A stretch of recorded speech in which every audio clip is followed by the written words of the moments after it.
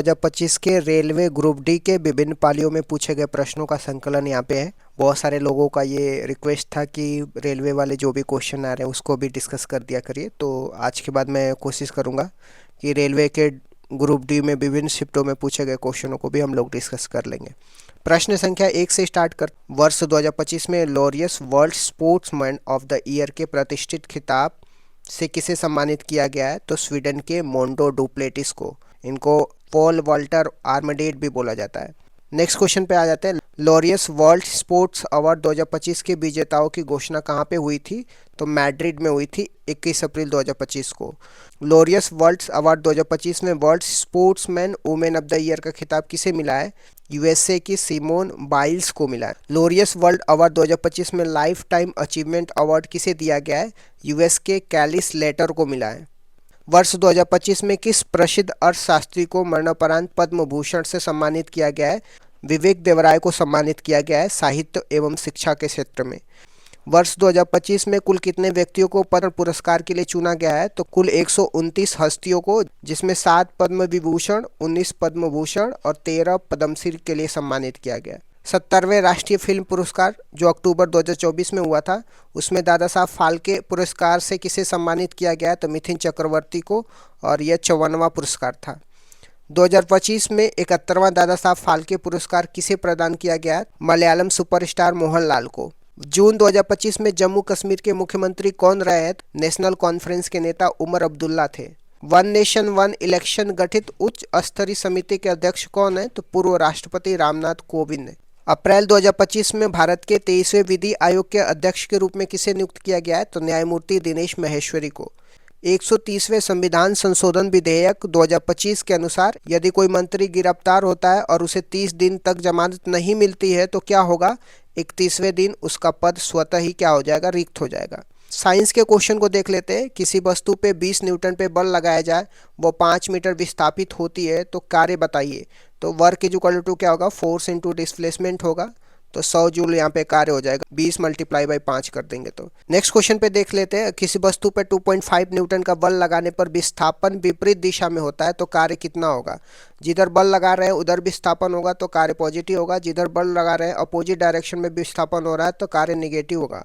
तो यहाँ पे 10 मल्टीप्लाई बाई 2.5 कर देंगे तो ये क्या हो जाएगा? -25 जूल कार्य होगा माइनस में। विपरीत दिशा के कारण cos 90 की वैल्यू -1 होता है। यदि कोई वस्तु स्थिर अवस्था में है, मतलब u इक्वल टू 0 है, यहाँ से शुरू होकर 25 सेकेंड में 5 मीटर प्रति सेकेंड का वेग प्राप्त करती हो तो त्वरण ज्ञात करना है। तो एक्सेलेरेशन इज इक्वल टू क्या होगा?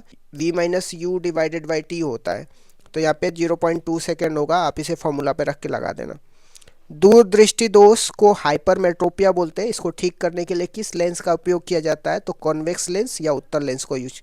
पृथ्वी द्वारा चंद्रमा पर लगाया जाने वाला औसत गुरुत्वाकर्षण बल लगभग कितना होता है? तो 2 × 10⁻20 न्यूटन होता है। यदि तार की लंबाई खींचकर 2 गुना कर दिया जाए तो प्रतिरोध कितना होगा? तो प्रतिरोध प्रारंभिक प्रतिरोध का 4 गुना हो जाता है। ये एकदम रट लीजिए।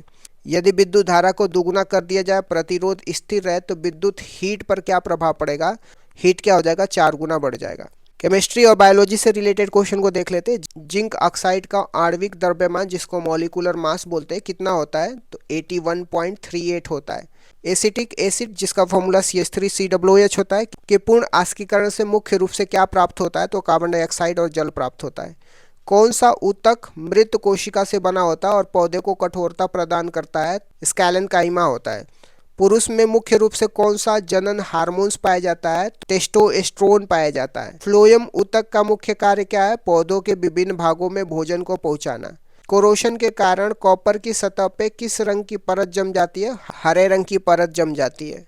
खेलो इंडिया यूथ गेम 2025 का आयोजन कहाँ पे किया गया? बिहार में, और यह 7वें नंबर का था। खेलो इंडिया शीतकालीन खेल 2025 का दूसरा संस्करण कहाँ पे आयोजित हुआ है? गुलमर्ग, जम्मू कश्मीर में। वैश्विक ऊर्जा संक्रमण सूचकांक 2025 में भारत की क्या रैंक रही है? तो 71वां स्थान रहा है 118 देशों में। 2026 में फीफा वर्ल्ड कप के लिए सीधे क्वालिफाई करने वाली पहली टीम कौन बनी है? जापान बनी है। आईसीसी महिला ओडीआई विश्व कप 2025 में भारतीय टीम की कप्तान कौन रही है? तो हरमनप्रीत कौर रही हैं। नेक्स्ट देख लेते हैं गवर्नमेंट स्कीम से रिलेटेड। भारत में सतत विकास लक्ष्य इंडेक्स किसके द्वारा जारी किया जाता है? नीति आयोग के द्वारा जारी किया जाता है।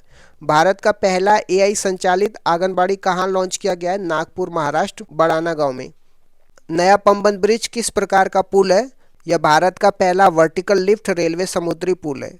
मार्च 2025 में पंजाब सरकार द्वारा शुरू की गई प्रोजेक्ट हिफाजत का उद्देश्य क्या है? महिलाओं और बच्चों की सुरक्षा और सम्मान सुनिश्चित करना। केंद्रीय बजट 2025-26 में पर्यावरण मंत्रालय के लिए कितना बजट आवंटित किया गया है? तो कुल 3,412 करोड़ रुपए का बजट आवंटित किया गया है। तो इस तरीके से मैंने कुछ आरआरबी रेलवे ग्रुप डी का मैंने क्वेश्चन डिस्कस कर दिया। अगर इस टाइप के क्वेश्चन और चाहिए तो लाइक करें वीडियो को और सब्सक्राइब और शेयर भी करें। Thank you.